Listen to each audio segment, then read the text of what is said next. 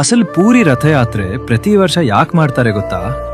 ಪೂರಿ ಜಗನ್ನಾಥ ದೇವಸ್ಥಾನವನ್ನ ಕಟ್ಟಿಸಿದ ರಾಜ ಇಂದ್ರದ್ಯುಮ್ನನ ಭಕ್ತಿಗೆ ಮೆಚ್ಚಿ ದೇವರು ವರ ಕೇಳೆಂದಾಗ, ಸ್ವಾಮಿ, ಭವಿಷ್ಯದಲ್ಲಿ ಯಾರು ಕೂಡ ಈ ದೇವಸ್ಥಾನ ನಂದು ಅಂತ ನಿಮಗೂ ಭಕ್ತರಿಗೂ ಮಧ್ಯೆ ಬರಬಾರ್ದು, ಹಾಗಾಗಿ ನನಗ್ ಮಕ್ಕಳು ಹುಟ್ಟಿದಂತೆ ನನ್ನ ವಂಶವನ್ನ ನಿರ್ವಂಶ ಮಾಡುವಂತ ಕೇಳ್ತಾನೆ.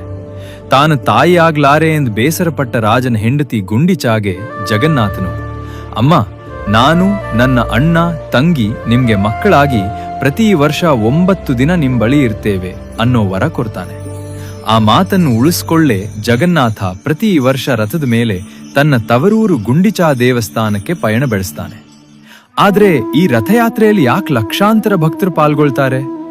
ವಿಶೇಷತೆ ಏನಂದ್ರೆ, ಬೇರೆ ಕಡೆ ಮೆರವಣಿಗೆಗೆ ಉತ್ಸವ ಮೂರ್ತಿ ತಂದ್ರೆ ಇಲ್ಲಿ ಮಾತ್ರ ಸ್ವತಃ ಮೂಲ ವಿರಾಟನ್ನೇ ಹೊರಗೆ ತರ್ತಾರೆ.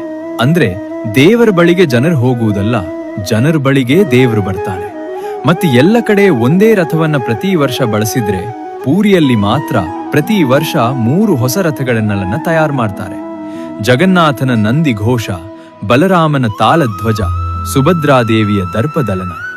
ಇವತ್ತಿಗೂ ಗಜಪತಿ ವಂಶದ ರಾಜರು ರಥದ ಮುಂದೆ ಚಿನ್ನದ ಪೊರಕೆಯಿಂದ ಗುಡಿಸಿ ಭಕ್ತಿಯನ್ನು ಮೆರೆಯುತ್ತಾರೆ.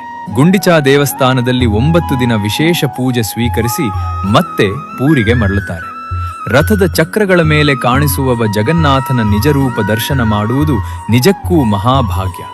ಇಷ್ಟೊಂದು ವಿಶಿಷ್ಟತೆ ಇರುವ ಪ್ರಪಂಚದ ಅತಿ ದೊಡ್ಡ ಉತ್ಸವವನ್ನ ನೀವು ಕಣ್ಣಾರೆ ನೋಡಬೇಕು.